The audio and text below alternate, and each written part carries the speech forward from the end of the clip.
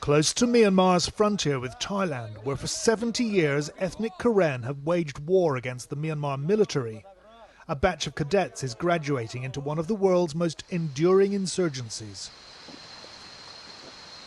The oath of allegiance is burned and its ashes mixed into water in which stands an RPG and a machete, a jungle war cocktail, communion from a pink plastic cup.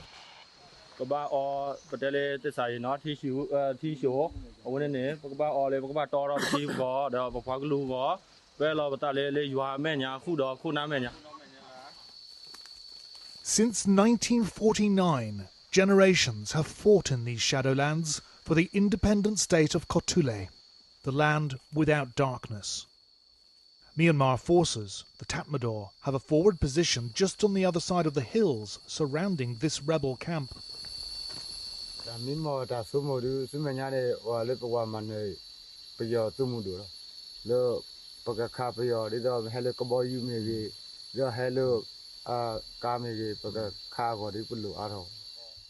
Despite appearances, the Karen rebels are not that well armed or well funded compared with other ethnic armed groups. Most of their money is thought to derive from gold mining and tin mining and taxes. The Karen rebels have captured Tatmadaw bases. Since the coup, they claim to have killed 200 Myanmar soldiers. The Tatmadaw has taken revenge, bombing Karen civilians, causing tens of thousands to flee. And in this land of vengeance, ethnic Burmans, 2/3 of the population of Myanmar, are also now increasingly joining the fight against their own army, which has turned its guns on its people. We have to be careful to disguise their identities. Their families remain in the heartland. Most will return to wage a guerrilla campaign in the cities.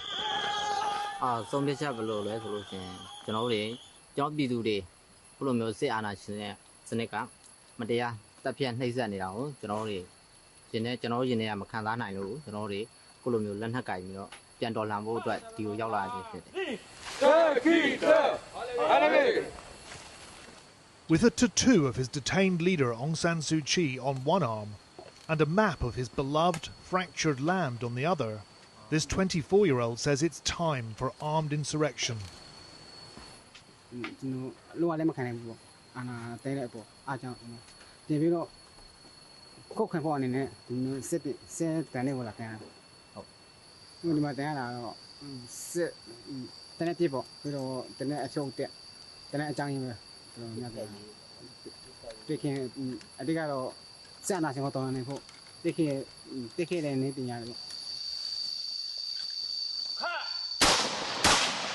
The Karen have welcomed many thousands of protesters seeking refuge and growing numbers seeking revenge. Many Burmese students, they arrive to our areas and we try to give them protections and training for self-defense so that they will be able to face the problems in the future. It is time for us to work together to help the people, to help Burma to achieve their freedom. This 20-year-old was shot in the back with a high-velocity round in a protest. Now these Generation Z city kids are learning how to live as outlaws in the jungle.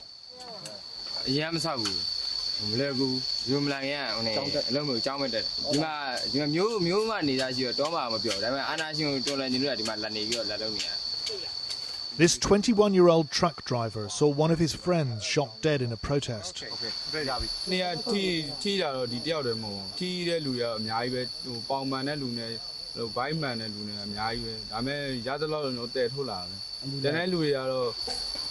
He wanted to introduce his father and younger brother. Together they'd walked for days to get here, evading checkpoints. They'd fled to the jungle after a particularly brutal attack last month.